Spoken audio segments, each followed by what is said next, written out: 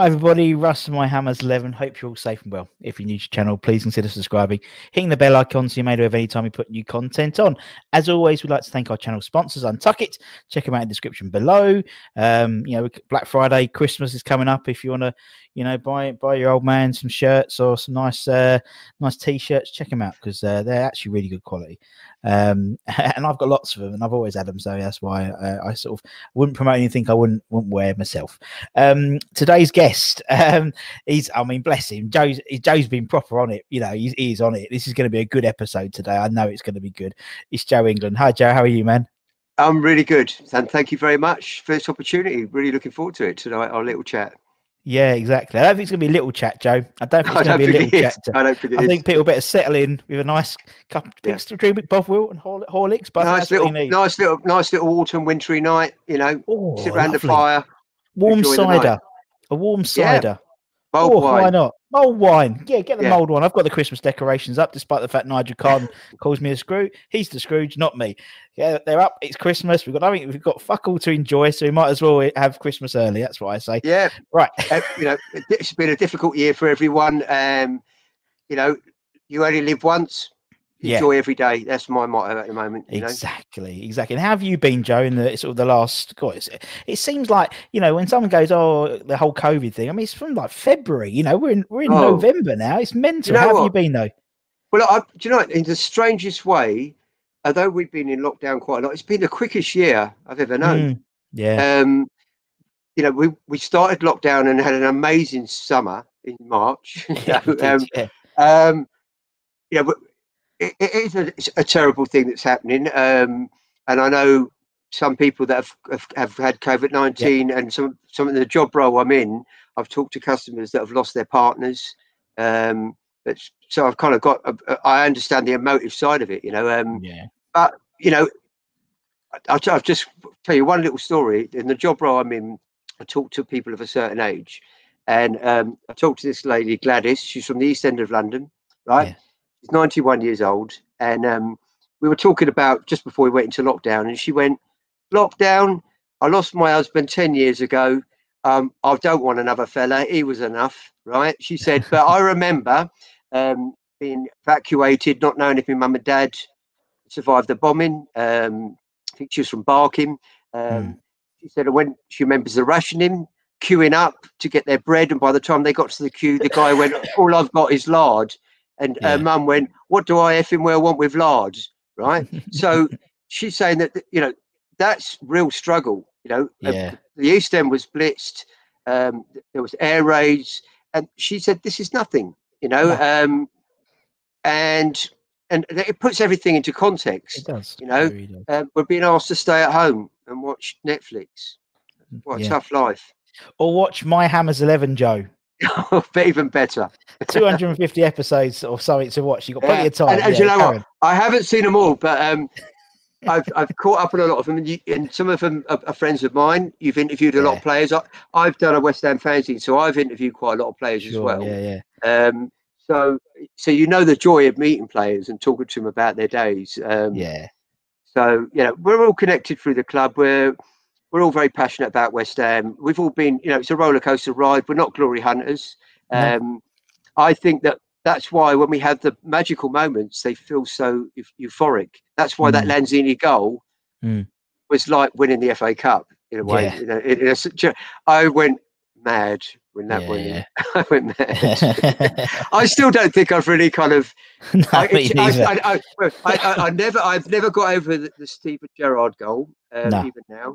But when you have a Lanzini moment like that, it kind of helps, I'm still I don't want to talk about that game at the moment, but I'm still quite emotional. And that was 2006, Oh dear. I was sat just off the halfway line when that ball went up 4 minutes. And as it went up, the ball came to Gerrard. And do you know what? Just while we're talking about the game now, after Konchesky had scored, I didn't really think or feel anything. And then the guy behind me, it was about 84 minutes, he went, "Liverpool aren't hurting us. We're going to do this." And I suddenly thought, we are. We are going to do this. And still kept it contained because it's West Ham. Anything can happen. It was heartbreaking. But let's move away from that. It really was, and even when we interviewed, when I've interviewed Conch, and we've interviewed, people around that time, and they still so do you know what? I spoke to my brother. He's a West Ham fan, but he wasn't at the game, and it was before the penalties. I went down into the concourse. I was so emotional because I just knew we were going to lose the penalties. I'm not a negative person, but you remember Rio Coca hit the inside of the post, and Harewood had that injury, and the ball came to him in the last minute. He did, and his foot was just like all lopsided. Yeah. If he was fit, he would have buried it. I know. You know. That's right. Anyway, I was sitting right there, so I was like at that goal. So I saw, it was awful. But again, it's like. It's part and parcel. He said part and parcel of being a West Ham fan, isn't it, Joe? Yeah, it is just like fortune is always hiding. I'm not being funny. Our war song is about things dying, fading and dying. Our sort of big, come on, guys, things are bubbles are flying. It's like we're not really set up to be like. There isn't. I don't think a more appropriate song to a football club. No, I don't think there is. Fortune's always hiding. Yeah, it's so true. But it does pop up now and again.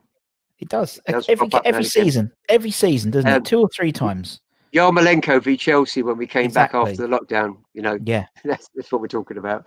Yeah. Anyway, and people knock him, but I'm glad we kept him. I still think he's a player that offers the squad something. Definitely does. He does from an impact perspective, doesn't he? I think he's. I would never start him, I don't think, over who we have already in the squad. But he is someone, as you said, 70 minutes on, he offers something different, and you throw him on the wing and he'll cut inside and get on the left. That little pass that was a Spurs own goal that he played into Kufal. If you watch that again, the insightfulness to know to play that ball into that space, these are the little things people should pick up on. They're really important. The small little things. That was genius. It was a genius pass.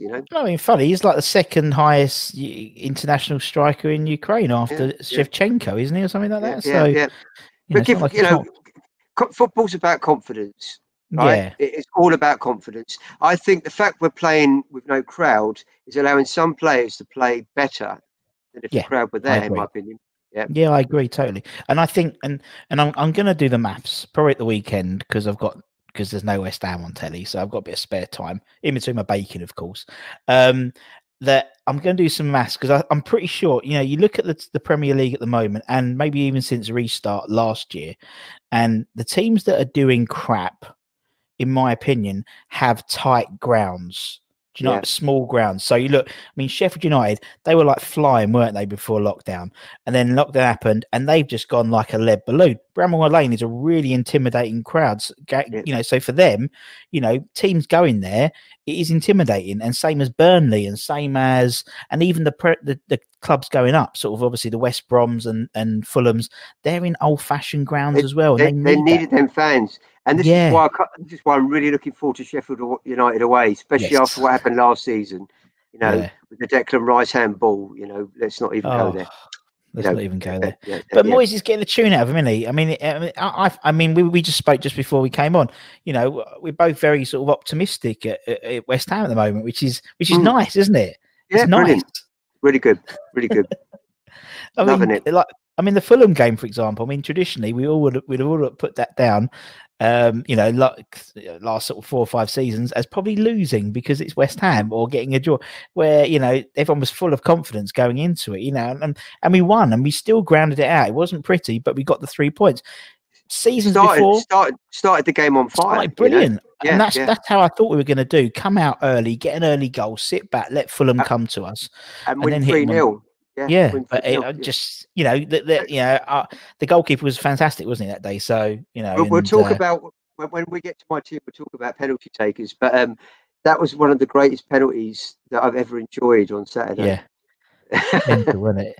It was funny because literally I was like, because it was like 0-0, and so so I was all set up for a draw on my iPad, ready for the music, and then Souček scored, and I was okay. Well, I put bubbles on, I get bubbles lined up, and I get twist and shout ready. I was a penalty. Okay, well I'll go back and and get my Foo Fighters set up and everything like that. Oh no, he's missed it. Okay, right. So it was crazy. It was like quite a quiet second half, and it was just like all get crazy in the last 4 minutes. But it's West Ham, innit? Yeah, nothing and we won. Anymore. And we won. We needed that win. We needed. We did. It was just to compound how well the boys have been playing for the last 7 or 8 games. Yeah, the Arsenal game, that was the turning point. We really didn't turn up against Newcastle. No. It was, and there's a lot to be said to that. To start the season, there'd been the break. I don't know what quite went wrong with the mentality of the squad, but in the Arsenal game, you saw a united team. And then again, people say we wouldn't get a result until November. They meant Fulham. Yeah. Wolves, who beat us every time since they've been up, we destroyed them. And then we went to Leicester, who just won 5-2 at Man City, and did a job on them. Absolutely, unbelievable. And I think it's just, it's almost an exact replica, a carbon copy of when we came back from restart, like last season. Yeah, because we played Wolves, obviously, and we didn't start well. Yeah, we didn't stay. And then the next game was and then we played a bit better. But we played better that Tottenham game, and then we hit. And it's the same here. Newcastle, we played rubbish, and then Arsenal, we played a bit better, and then we went woof. And as you said, it's and I think part and parcel that Newcastle game. there was the international break, wasn't there, beforehand, if I remember. And Declan only played 90 minutes back to back. Souček had COVID-19, then he was cleared, and it was all a bit weird, weren't it? It was all, and Deck. it's just Deck wasn't even in that squad, was he? He wasn't Newcastle. He didn't play, did he? No, didn't play. And again, because we thought he's going to Chelsea. Yeah, exactly. And everyone thinks, his head's turned, and just because. I as I said, I've met David Moyes, and I said before this season that if this team really is going to evolve like he wants to, and with all due respect to Mark Noble, he shouldn't start, and Declan Rice should be captain, and that's what's happened. So that's that. Where do you want to go from here? No, it's true. No, it's true. And as you said, I think it's, and we said before when we were chatting just before we started recording, a lot of people when new managers come in and new players get signed, they go, "Oh, the manager was talking to me about the project, and it's the project," and it's usually all bull crap. But actually, you can see there's building. You can see he's building something. He's building a team of guys, as we said before, who are going to give their all, and they are. They are, and they all are. Look at the way they celebrate a goal. Look at that bundle when Lanzini scored. And the subs jumping on, it was like you're right. It was like we won a cup. It was, And I know everyone says it's true. It is our cup final. Yeah, no, it ain't our cup final. It really was, but it was not just the subs; it's the bench, it's the David Moyes made David Moyes doing a David Pleat on the pitch. Yeah, exactly. You know what I mean? Wonderful. And they all love him. They all love him. Yeah. He had like today on Talk Sport, Colton was obviously doing the breakfast show at Talk Sport, and he had Mark on, he had Nobes on, and he was talking about the club and talking about Moyes. He's talking about the influence he's having on the team and how everyone's really happy with him, and and you get that sense. And actually, for once, we seem to have like the right balance. I think with Slav, when Slav was there, he was a great man manager, but if it was going well, do you know what I mean? And I think he's seeing it now at West Brom when the chips are down. I don't know. He's just like, he wants to be everyone's mate. Where I think Moyes got that sort of, might be the Scottish mentality. But if you work hard, you're okay. But if you and then if it's not him, it's Alan Irvine. If it's not him, it's Kevin Nolan. Kevin Nolan, it's Pearson. We've got a brilliant back. I don't think we've had a better back. No, I agree. Staff. I really don't. I think that when Moyes was, in isolation and Irvine took over, I think to me, Kevin Nolan was like a re-signing of him as a player again, because you just know he loves the club, And Stuart Pearce, when I go for my team selection, I've got an interesting story about Stuart Pearce you might be aware of, but I'll mention that anyway. That's cool. Yeah, but it's true. They just seem to be the right mix, and it just seems, and and I've said before, it's you can see the Kevin Nolanism of the team in terms of being a bit more nastier. You know, when Antonio, because he always, I watched loads of Robert Banks' stuff, like when he puts the season reviews on, and Nolan would always stand right in front of the keeper.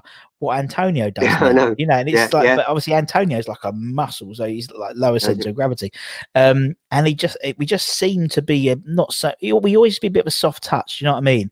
And we just seem to have some guys who are going to put a shift in and put a foot in if it needs to as well. When you think about when you think about Bilic, how often Antonio was played out of position. I don't know if you remember a few years ago we played Palace away, and Antonio was playing at the back and he gave the ball away and they equalised. I think they equalised late on. That's not his position, you know. No. He's now found his place, and he should be playing up front with Sebastian Haller. But we'll talk about that later. But let's talk about Sebastian Haller. Well, just talk about Sebastian Haller. So this is why, you know, he gets a lot of stick. Now, he's not an Andy Carroll. He's not an Antonio. He's not a lone striker. I think when he was at Eintracht Frankfurt before we signed him, I think he created more assists. I might be wrong. More assists in the Bundesliga than anyone else, because what he did was he could hold the ball up and he laid it off in the box. He's isolated. The reason why people think he's not trying, his heart's not in it, is because he's not been played in the right position, and that is with a front two. And we played Southampton last year with Antonio up front with him, and they linked up really well. We won 1-0. Again, the goal was disallowed and ball on Antonio, but we won 1-0. And I thought, there we go. He's found his man, and yet it hasn't happened. So I believe in. I think Ale has just not been given the opportunity to show his true potential, and that is playing alongside another centre forward. Agreed. Or he's someone. A good player. Yeah, he's a good player. You know, there's a player in there, because also like the game just before when we played, it was Southampton again. We played Southampton at home just before lockdown, lockdown 1.0, and him and Antonio were playing together, and you saw a different player. You saw a different player. He would drop off, and he would, you know, as you said, play the balls in. He could flick the balls out. The Rabona kicks were coming in, and you know, it's a different and you know, fair play. You know, he's obviously on international duty, Ivory Coast for the first time. Yeah, fair play to him. I hope he scores a bag of goals and comes back with full of confidence, because he's a good player. And he, again, you talk about confidence players. He's good. He's good. Yeah, I think I can understand people's frustration because they expect him to be Antonio, but he's not. He plays a different style of football, and we paid that money for him because of what he'd played at Eintracht Frankfurt the season before. He scored goals. I think he scored 12, 14 goals. Definitely, he created more assists in the box. I saw a video of it, of just little knockdowns. He held the ball up, player run onto the ball, flicked it to his feet. You know. So anyway, I like him. If he's watching, I like him. I just think he's a good player, and I think you just got to play to his strengths. And unfortunately, at the moment, Moyes has got this system, and it's working. And you know, it's like he's almost like a round peg in a square hole, round peg, whatever. And it's a shame because we're not seeing the Haller I think we can see. I actually think if he was playing at Liverpool, he would get 20, 30 goals. You know what I mean? Without a doubt. Because he'd have one or two people up front with him. Yeah. You know? He'd have Salah and Mane either side. He'll be Firmino, and it'll be like, you know, he's not, you know.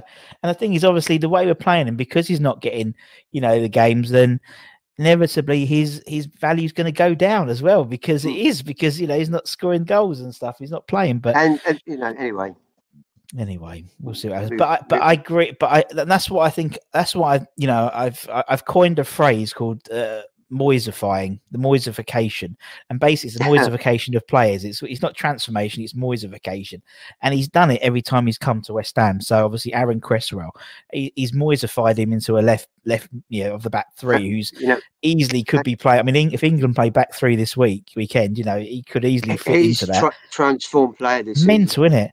Can I say one thing, Russ? When you had Ray Winston on the other day, he was smoking a cigarette. Yeah, I vape, so can I vape now and again? Of course you can. Of course you can. I did say to Ray when we switched on, he was like, "Oh, you're in a pub." I said, "Well, it's my mate's garden pub," and he went, "Oh, I'll get my fags." This is before we started. I'll get my fags then. And but Ray, you can't smoke. You can't smoke in a UK pub. He went, "You can in Sicily."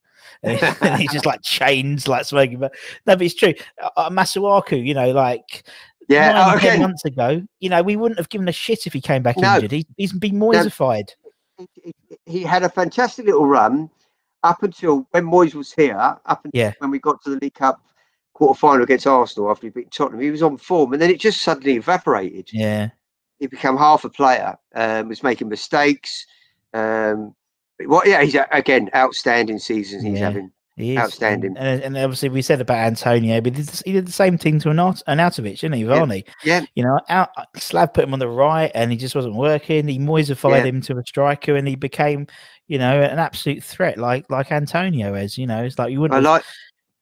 I like this Moyesification. Yeah, I I like think that. it is. It is Moyesified, and even Fornals, you know, Fornals he's put into sort of this left side player, and it's like, and even bloody even Nobes, you know, Nobes in this number 10 role when he comes on, you know, it's like it's all a bit weird, but it works, you know, it seems to just work. Fornals, remember, he's a young player.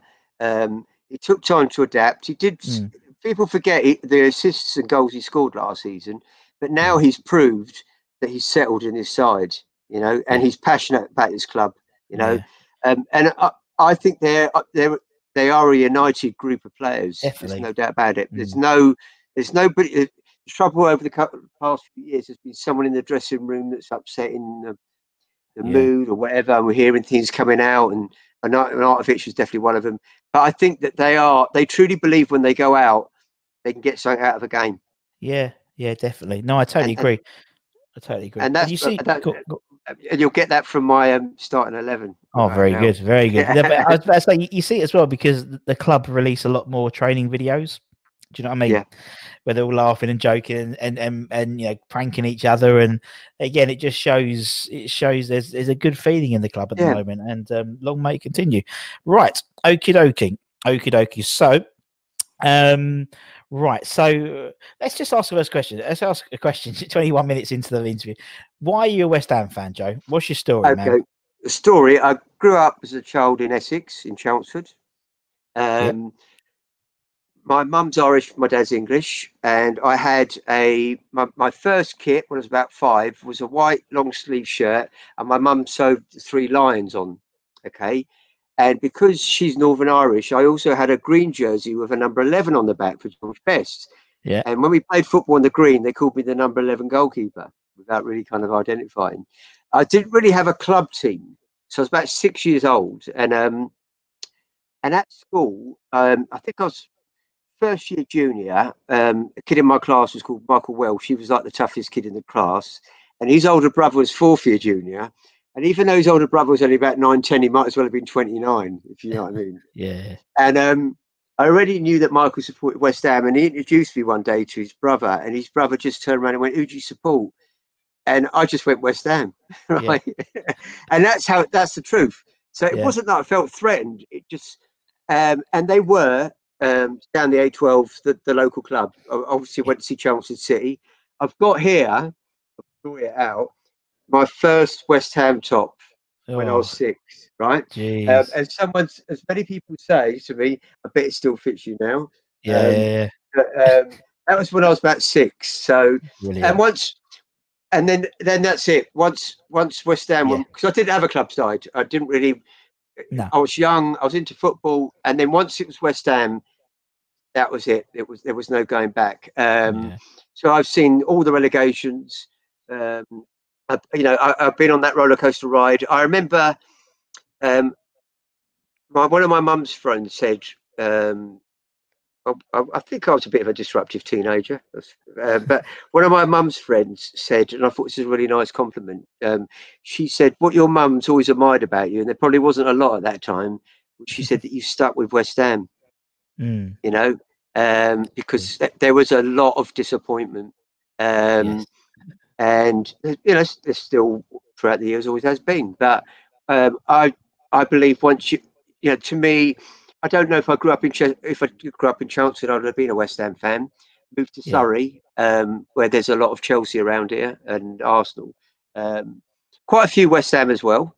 A lot of people have migrated out of London. Yeah, exactly. We've got overspill estates all around here. From all parts of London, so you've got a lot of West Ham, you've got a lot of Chelsea that come out of Battersea, etc. Sure. People from Lewisham, Millwall, etc. So yeah, so I think it was because I grew up in Chelmsford. That was the reason why I supported West Ham, and never regretted it.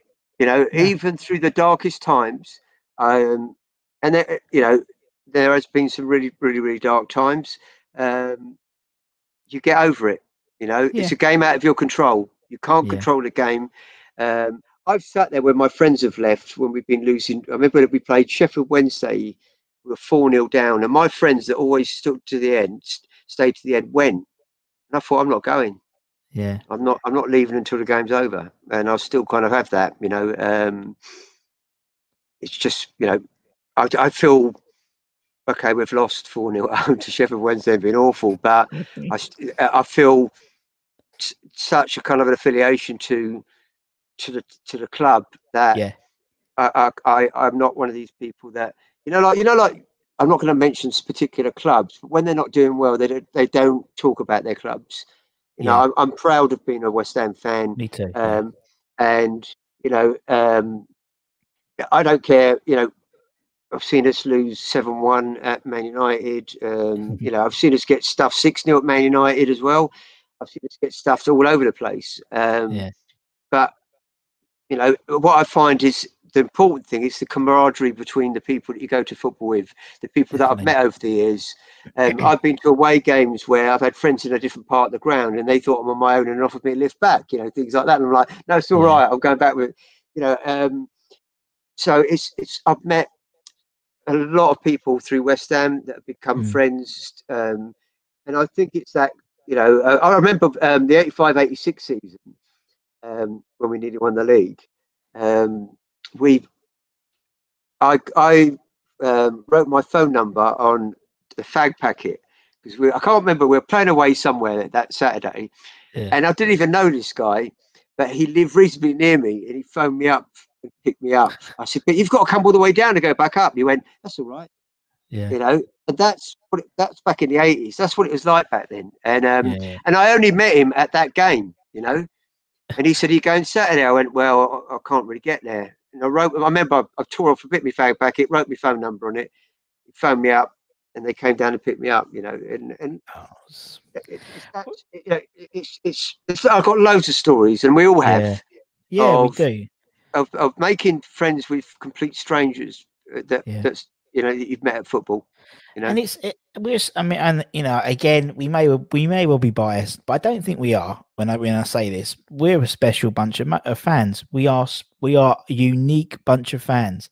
You know, we, as on this channel, we have, you know, obviously a lot of West Ham fans watch. Obviously, 6,000 as of today. Wow, 6,000 subscribers, which is cool. But we have a lot of Tottenham fans, Arsenal fans, Nottingham Forest fans, Liverpool. They all watch it. Will watch it because I think we're like, you know, and I know Len did his everyone's second team when available still on Amazon Prime, but I think we are. Do you know what I mean? It's like West Ham are always seen as that plucky underdog. I mean, everyone has an underdog anyway, but West Ham we don't win nothing, but we turn up, we have a good game, you know, against the Man Uniteds and Liverpools and Arsenals.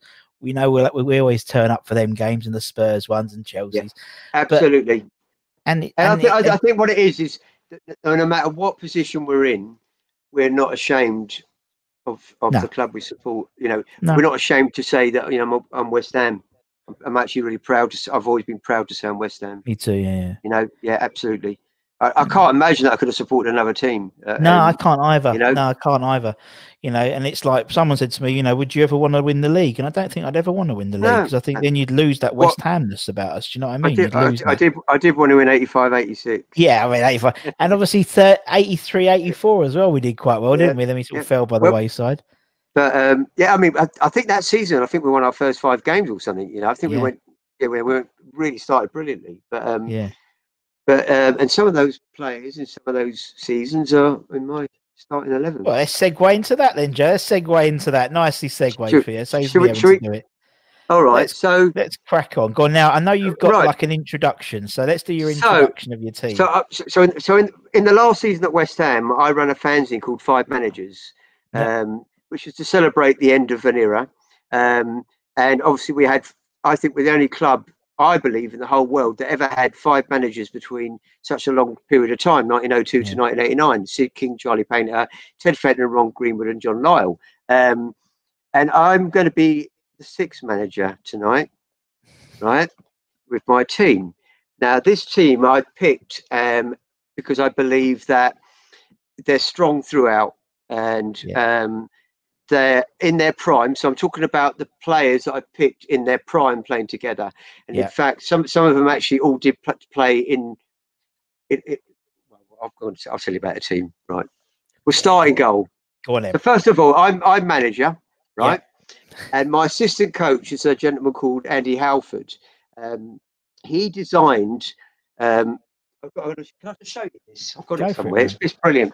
So he did a fantasy called 5 Managers, and it came out as a book as well. And he combined those 5 managers at the front of the gates. And I don't know if you can see there. Yeah, we can see that. Right. So Andy designed that, and that was the cover of issue 3 as well. Now, Andy's my assistant coach. He's from Custom House. He doesn't suffer fools gladly. And the idea about me and Andy is it's the good cop, bad cop. So Andy is my coach. He'll put out the cones, give out the bibs.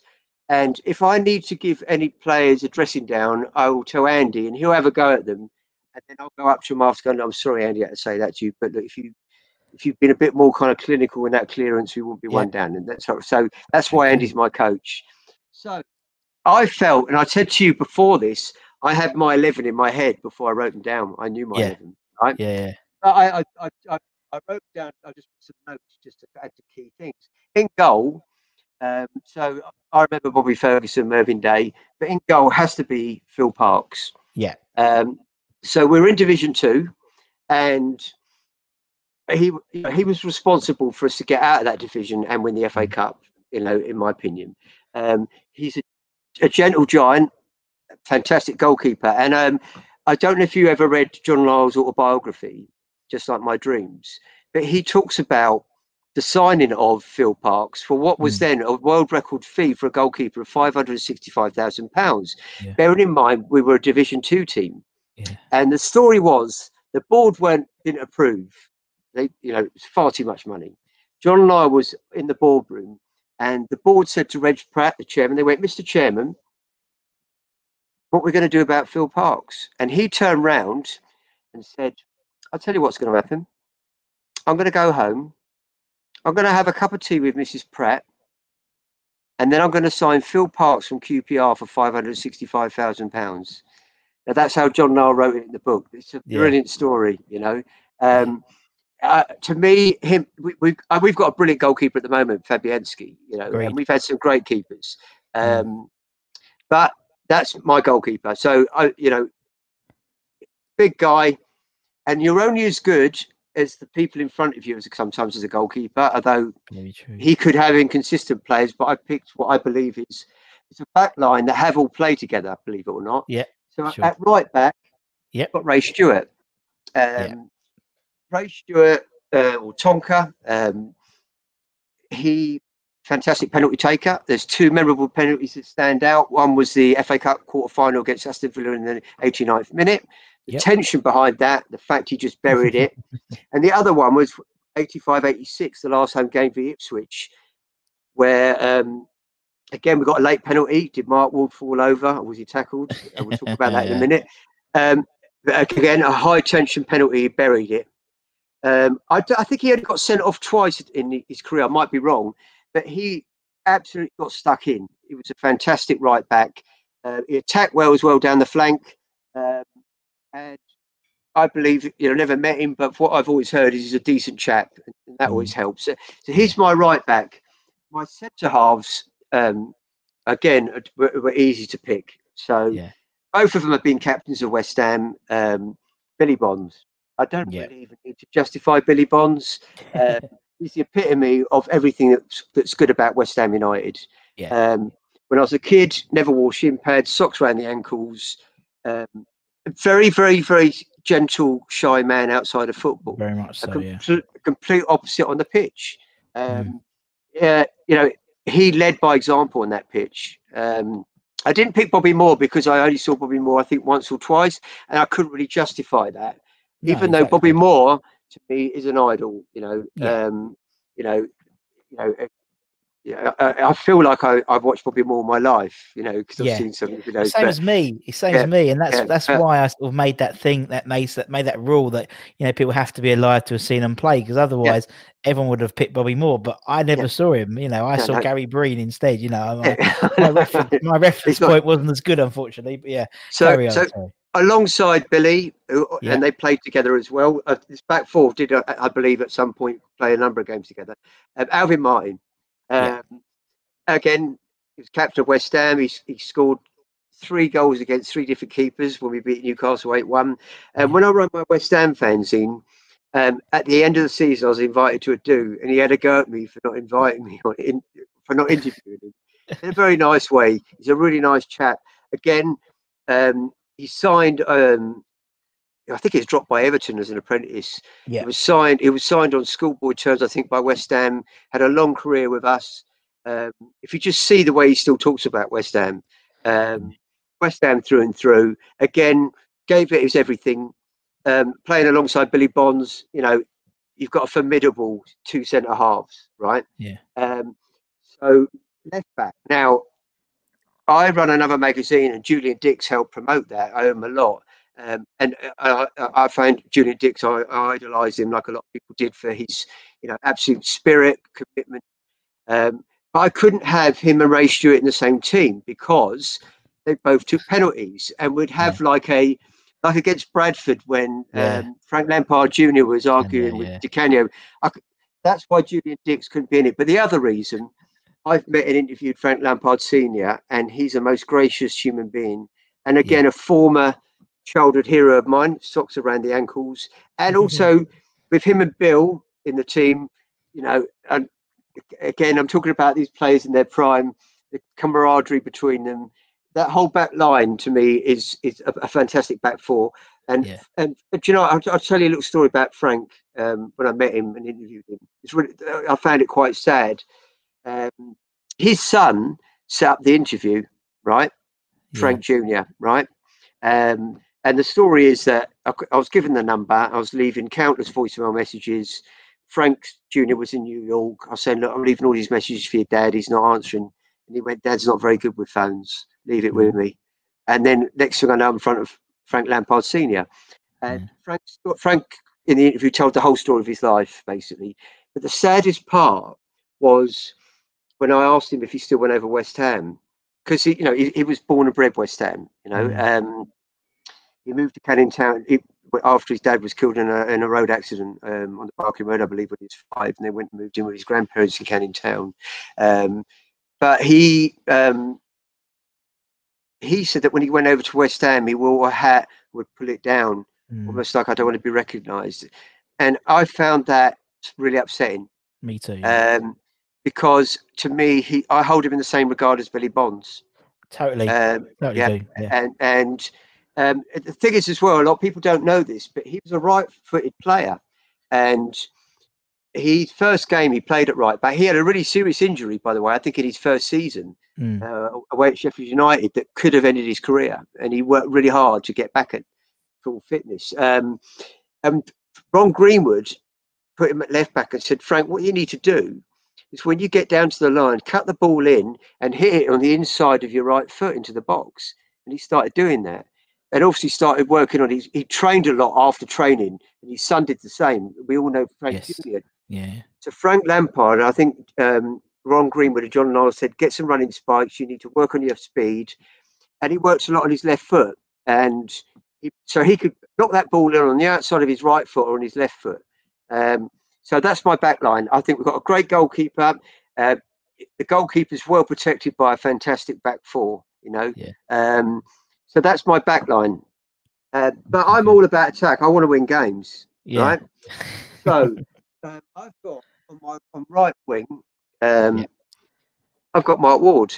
Now, little Wardy's shorter than me, and I'm only 5'5". I like people that are shorter than me. But do you know what? He, in his first season, not only could he strike a free kick from 35 yards, I saw him score one away at Oxford United, and that season when we finished 3rd. And the funny thing about that game was the old Oxford ground, this is before Hillsborough, there was 2 pens. Didn't know this when we went in. They pushed us into pen 1 and people were getting crushed. Back in them days, everyone would know about getting crushed. And all of a sudden someone went, oh, there's another pen. It was empty. We've got people getting crushed. And because there's a delay, I think Oxford had gone 1 up, I'm not sure. But as we got into the second pen, which was almost empty, Mark Ward scored a free kick from 35 yards out. He scored a few like that, an absolute screamer. It wasn't just the fact that he could cross a good ball, he scored goals, but he tracked back. And the thing I said about Stuart Pearce, in a game against Nottingham Forest, Brian Clough substituted Stuart Pearce at half-time because Mark Ward was running him ragged. That's a true story, right? Now, that's the kind of right winger I like. Scores goals, we'll track back, because we're talking about players that we need to track back and defend when we're up against it. So he can drop back. Some of my other selection in midfield might not do that, okay? So that's my right wing. Going to centre midfield, Trevor Brooking. My real all-time childhood hero. As Frank Lampard Snr said, he came off that pitch every game with not a mark on his shirt, and his hair and completely as it was when he went on, because he had grace. When we were relegated for the first time, when my first 78, 79, we started reasonably well. We were 4-0 up against Notts County in our first game, and I remember thinking, we're going to win this easy. Brooking got injured and was out for about 9 games, and I don't think we won any of them, right? And we were in that division for 3 years. And the fact that when we went down to Division 2 and offers were made for him, he stayed loyal to the club. There's, he's a true, like Billy Bonds, he's a true ambassador of West Ham United, and a class player, a gifted player, maybe one of our most gifted players. So I've got Trevor Brooking in midfield, and I brought in someone recent as well, current captain. Also wouldn't mind surrendering the armband to Billy Bonds, like Alvin Martin, but I brought in Declan Rice because Trevor's wasn't renowned for tracking back when under attack, but Declan will track back and win the ball and feed it to Trevor, and he will play it out to Wardy or some of these other players I'm about to mention. So even when I like the idea of Rice and Brooking. Rice is going to get stuck in. Brooking never necessarily got stuck in. But when Brooking got the ball, he had the foresight of knowing where to play it. Or to take the ball forward and put that defence under threat. So I've got that back line, and I'm looking at how we're going to defend as well. And we've got the flair. So I've got Mark Ward and Ricey coming back, dropping back if we're under attack. On the left wing, I've got Alan Devonshire. Now again, if we're under attack, we pick up the ball, get it to Brooking. Brooking gets out of Devonshire or out of Wardy. We're on the counter attack, right? So we've got a brilliant defence. We've got a midfield that's made up of 2 that I'd say would counter defend, and 2 that were perhaps our flair players. So I'm playing 4-4-2. I love my defence and I love my midfield, okay? Because I've always liked 4-4-2. We get to the strikers now, and this I think's been a tricky one for a lot of people. You've got Pop Robson. When Hearts and Kitson came to West Ham, they kept us up. Okay. We've got David Cross, fantastic player. Van der Elst, Paul Goddard, so many players. But what I wanted up front was 2 strikers that actually, when they played together, they combined, they supported each other, they created goals for each other. So this will be of no surprise that I picked Frank McAvenny and Tony Cottee. Because I think with the lineup that I picked as well, whenever we attacked and the ball was passed through to one of those 2, I always felt West Ham were going to score. And invariably in the 85-86 season, between the 2 of them, they did. And I just think that was a really exciting season. We had a TV ban for most of that until January that year, so no one even knew Frank McAvenny was. The best start, we went 18 games unbeaten going into Christmas, right? A lot of people don't realise we lost to Tottenham on Boxing Day, but McAvenny came back from Australia just before Christmas, and we won 1-0 at QPR. and he came on as a sub, and we went second in the league that night going into Christmas, and it was just a fantastic season. So I've included a number of players from that season because it's one of my favourite seasons. I'd also say the Pardew season of 2005 and 2006 was also a very exciting season, and there's a number of players that I could have picked from that we were brilliant in the league. You know, last team to win at Highbury, we won some fantastic games that season. Harewood was on fire, Zamora, but that's my 4-4-2.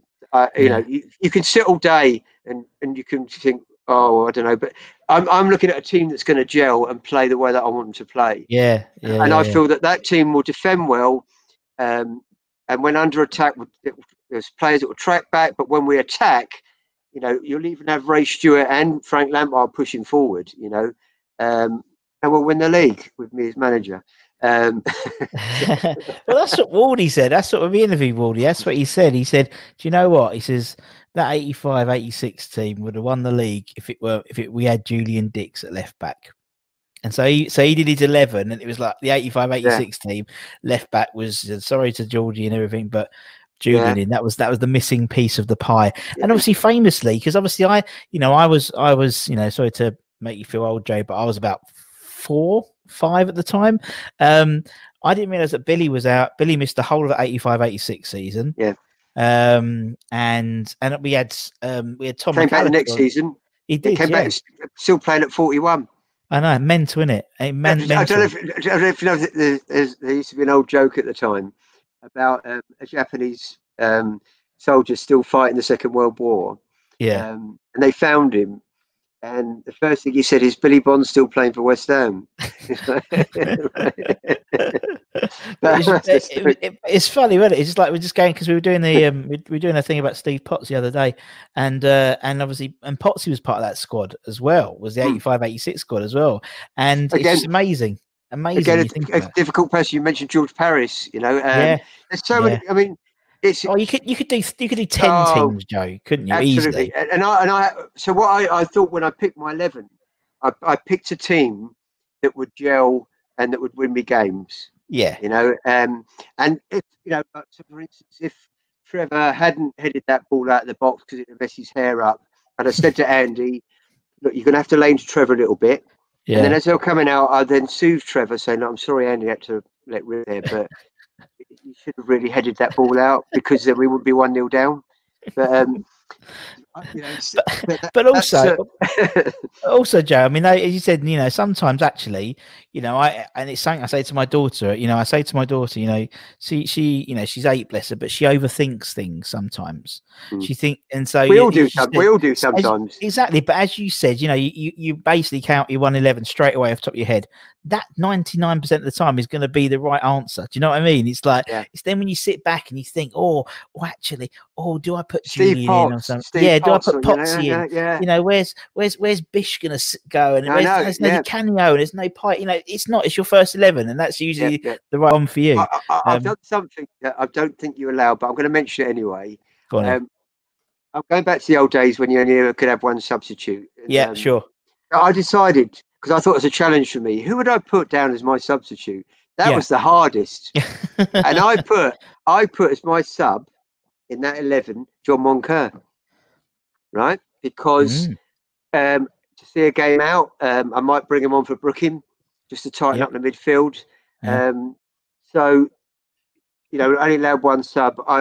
That was really hard. So I thought about that for a while. I had so many, and I know you don't do subs, but I thought I'm going to chuck in a sub. I don't know. It's your 11, Joe. You can do what you want. I mean, you made yourself you make manager as well. You put, you know. So John, I'll put John Moncur, and because I know that I could put him on the last 15 minutes. So look, we've let a 2-goal lead slip. It's 2-1. I'm gonna take Brooking off. I'm gonna put you on. I just want you to protect the defence. I just want you to shut out their midfield, right? And we'll see this game out.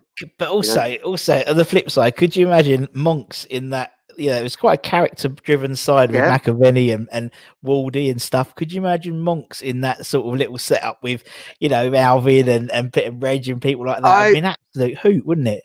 I would. It's because I'd be the manager. They would have respect for each other. And then I'm going to mention a player that I've missed out that a lot of people have picked, and I'm going to tell you why I didn't pick him, even though he was a gifted, brilliant player, and we all loved him. But I wouldn't have him at my club if I was manager, and that's Paolo Di Canio. Yeah. And the reason being, he's a handful, right? And and quite often away from home, he didn't turn up. He didn't play well. He just and he sulked a lot at times. But he was incredibly gifted. But if I was told by the board you've got to sign him, I'd have put him out on loan to Swindon for the season. I'd have been quite, you know, I'd have been saying, I'm the boss here. I don't want him interfering with my 11. You'd have done the Glen Roeder, wouldn't you? You'd have done the Roeder. I'd have said, look, it's going to upset Billy. I know he'll want Frank Lampard out. I'm not having it. No. Put him out on loan.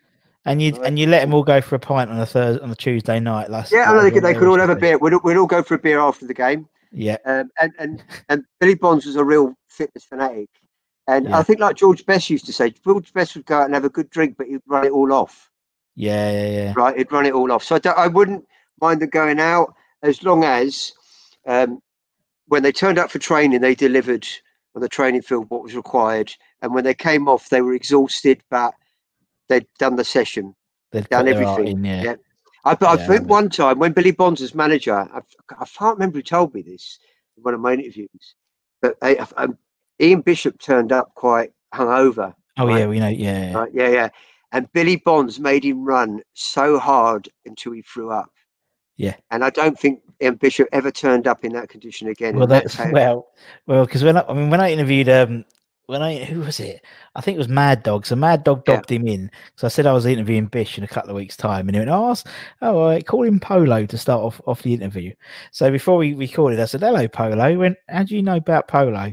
I said, well, I was chatting to Martin Allen, and he said, all right, well, we'll talk about it later. So we did an interview, and I said, tell us about your love of polos. And he went, nah. I said, because Martin said, you used to carry a pack of polos in your pocket in case Bill came over and you could smell the booze. Nah, it's rubbish. No, not true.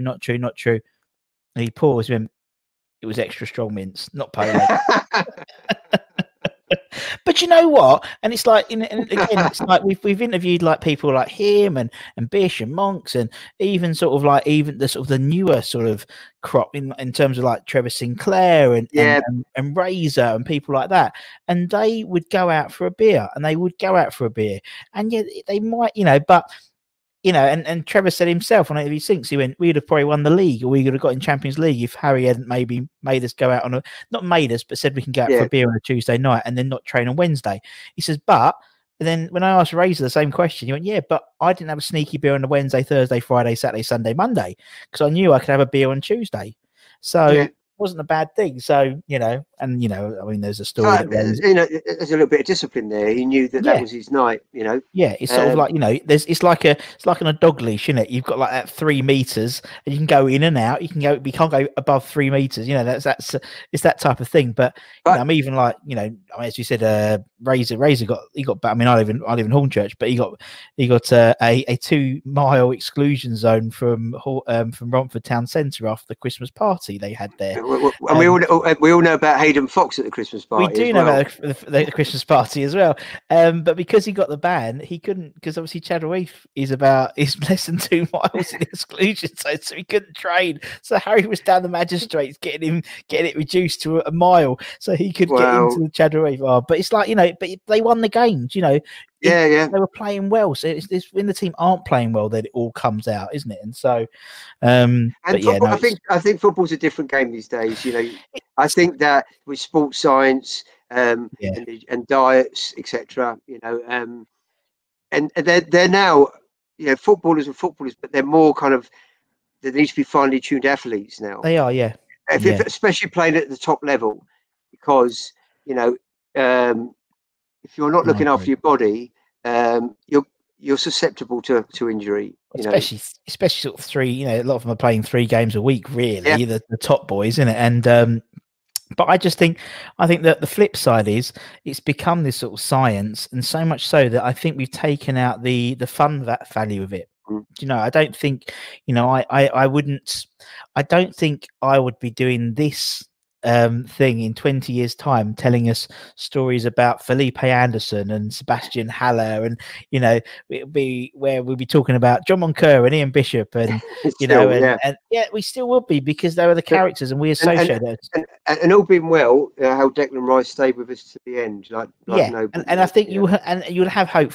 Touch wood. But I think you'll have people like that, and we have a few. I think we probably. I mean, if you look at across the Premier League, I think West Ham's probably the most charismatic team out of all of them. People like Antonio, writing off his Lamborghini dressed as a snowman last year and stuff, and all the and he brings back all the celebrations and things like that. But it's it's just different, isn't it? It's just different now.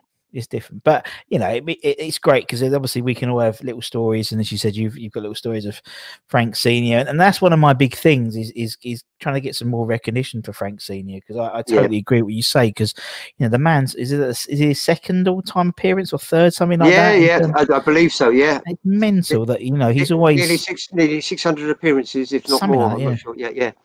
And he's always like, he's like Bill, Bobby, Trevor, and he might be like, if someone's talking about West Ham greats, he's like sixth usually. He's up there. He's up there. Yeah, but it's ridiculous how he's not revered, and obviously we know why. But we know why. It's because of obviously the relationship with Harry when he was coach, and his son, which I feel that Frank Jr. was treated harshly by a section of the West Ham fans. Yeah, I agree. Yeah. And I heard it, and it came from the West Side mostly. But he left because his dad got sacked. Yeah, exactly. That's bottom line. As I said, I've got respect for Frank Jr. because he sorted out the interview with his dad, and he didn't have to do that. Yeah. No. And so people are going to have opinions about people, but I judge people on how they treat their behaviour, and their behaviour and the favours they do you. He did me a massive favour. And Mark Ward, when I was doing the fanzine, introduced me to Frank McAvenny. And I've got a lot of time for Mark Ward. He wrote a foreword to the book as well. He was really kind of behind it, the mag. So three of the people that were in Five Managers, my fans were in my team, but that wasn't the reason why they're in it. No, and that's why I didn't want to mention that before. I picked that team because I believe that's a really strong team. It is. And you're right. I mean, it doesn't matter what Peter said. It's how people treat you, and you've got your own personal. And I mean, I think we've had. God, I should have counted. I think we've had about 35 ex-players on the channel so far. Yeah. And every one of them has been absolutely wonderful. Lovely. Got enough time for you. Don't seem rushed. We'll listen to you. We'll make you seem like you've asked that question. You're the first person ever to ask that question, which I wouldn't have been, because, if it's about the 85-86 season or about 2006, they get asked the same questions all the time. But everyone's been brilliant.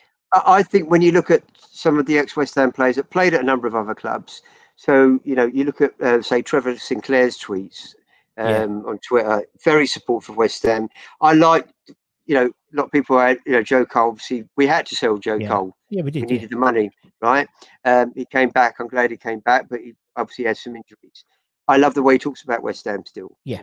And I know he won loads of trophies with Chelsea, but again, Joe Cole nearly got into my team. He so nearly got into my starting 11. Yeah. But he didn't. He also nearly became my sub. It was. There's so many. I think I said the sub. I've written down so many names who were nearly subs. Yeah, you've got another team for the sub. But you're right. Everyone we talk to is so. I mean, Mr. Sinclair, for example, there's a classic example, right? So he. Obviously at the ground at the moment, obviously I still go to the ground for the home games, and at the moment they've put these stickers around the outside of the ground of the legend of players. I don't know what the criteria is, but you've obviously, and you've got Frank there, you've got Senior and that, and you've got Junior there and stuff like that. And there's one of Trev. There's one of Trev and one of Bish. So I took a picture of both of them, and I sent them. Yeah, I sent them both to him, and because the thing, no one knows about these stickers, and even Trevor and Ian didn't know about it. So I messaged them both and said, "Look, I thought I'd You know, because obviously they both been on the channel. We communicate quite well on Twitter. They're lovely blokes, and I love them. They've got loads of time for me, so I appreciate that. And I tweeted them, and they both sent me almost identical messages back. Just literally, it's almost like you could tell when they were typing it, they had tears in their eyes because they were so thankful that there's something there to symbolize them with the club. Do you know what I mean? And it's like, absolutely, and it was just, it was incredible to think, you know, a little sticker, not little, quite means, sticker, but quite, but means so much. Yeah, and it's incredible. You know, another name just come into my head again. A player that I really respected, and when we had Frank Jr., Joe Cole, and Michael Carrick, I always rated Michael Carrick above the rest of them. And when we got relegated, he stayed with us that whole season. He did the whole season, and again, he's another player that, even though he went to Man United, did well. He's another player that I totally respect. You know, and he could have got into my team. You know, but like you said, you could pick 20 teams, couldn't you? Yeah, and someone like Carrick's really interesting because I think he's one of those players who you didn't appreciate when he was playing for you, but as soon as he leaves, you appreciate him.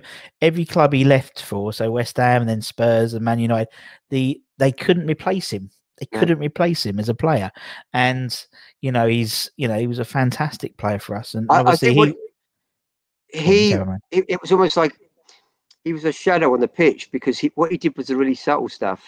Yeah, you know, intricate little passes, brilliant little interceptions. You know, it wasn't like all these big things, but he was an integral part of that midfield. And I really rated him. And we had to sell Joe Cole. We got stupid money for Glenn Johnson to Chelsea as well. Got less for Joe Cole. I think when he went for 6 million. Yeah, exactly. We moaned about Brady being Garner. You know, for God's sake, Glenn Johnson went for something like 15 million. You know, he played about 10 games. Carrot stayed with us. That was an awful day, the playoff final v Palace, but we don't need to go there. But anyway, we'll say with the positives. You know. So go on.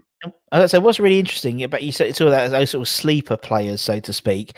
You know, and what's when you interview the players compared to the fans, it's really interesting. There's certain players that players always pick, and the fans don't.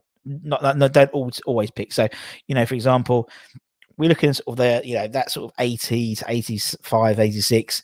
A lot of the players pick Pikey because Pikey did a lot of work, a lot of groundwork, a lot of unsung hero. Yeah, unsung hero, exactly. All the donkey work, the water carrier. For in the sort of the mid-90s, it's Pete Butler. They all pick Pete Butler. Oh, very similar. Exactly. He was a massive part of the promotion season, Peter Butler. Oh, he was. Massive part. And Mark Robson. Mark Robson. And in the 2000s, everyone picks Hayden Mullins because it's the same thing. It's that sort of and it's interesting when you see the differences. But you're right. It's just you could spend like do 2011s, they'd all be different. Oh, absolutely. But it's your 11. That's who you pick, man, and that's why it was great. I think just front of mind, get 11 down. When you said about this, I knew my 11. I told you they're in my head. Yeah. Because I knew who they were going to be. And I only wrote them down to put the footnotes, kind of thing. You know. I mean, I'm pleased with that team. I think that if that team were in their prime, they could potentially beat anyone in the Premier League, in my opinion. Yeah. You know, I'm a positive person. I'm going to say that, but. I just think, but also that team played on crap pitches. Do you know what I mean? Yeah. It's like, what's going to happen when they play London Stadium? Stamford Bridge in the 70s is called a duck pond. It was just mud. Mental, mud, and that wasn't the only ground. No, I mean, when we had talked about it, was exactly the same thing. And Macca said, go and watch our game against Chelsea where we turned them over 4-0. Oh yeah. And I went back and I was like, this is ridiculous. You could build sandcastles on that pitch. No. Do you know what I mean? That was a brilliant win. It looks like it's getting late. It looks like it was getting that was getting pre-done to put concrete over it. You know what I mean? And if you looked at the way we played that day, the way that we knocked the ball, Georgie Paris I always remember he made a brilliant run down the left wing. For one of the goals. Georgie Paris, another underrated. But I don't think he's underrated. Yeah. I think we do appreciate him. But we also had some young players that didn't quite make it that looked like they were going to be something special, like Bobby Barnes in the early 80s. didn't quite cut it. Even before that, there's a young lad called Dale Banton. Looked like he was going to make it, and it just didn't happen. But that's football, isn't it? You know, it's football. It is football. Yeah. But no, it's good, man. That's it. That's it, Joe. Yeah. Thank you so much for your time, man. I've really enjoyed it. Really enjoyed it. It's been great fun. And also, go on, you carry on. What was I going to say? I was going to say, no. So I've watched quite, and I know some of the people that have been on the show, and and I know some of their selections, and some of them have picked players that I've picked, and I thought, well, I'm sticking with mine. You know, I'm not going to change because you've picked them. Exactly. But the shows are great. Well done. Thank you, Russ. I think you're doing a brilliant job with this, by the way. And yeah, I've really enjoyed being on it tonight. Thank you very much. Brilliant. Thank you. And obviously, thank you to everyone who has been watching as well. You know, like, share, subscribe if you're watching it on YouTube or if you listen to the podcast on Spotify or Apple Podcasts or Google Podcasts. Google Podcasts. That's what they call it now. Yeah. That's a new app for next year. That's a new one. That's a new one that's coming out. It's exclusive to My Hammers 11. But take care, everyone. Stay safe. Wash those hands.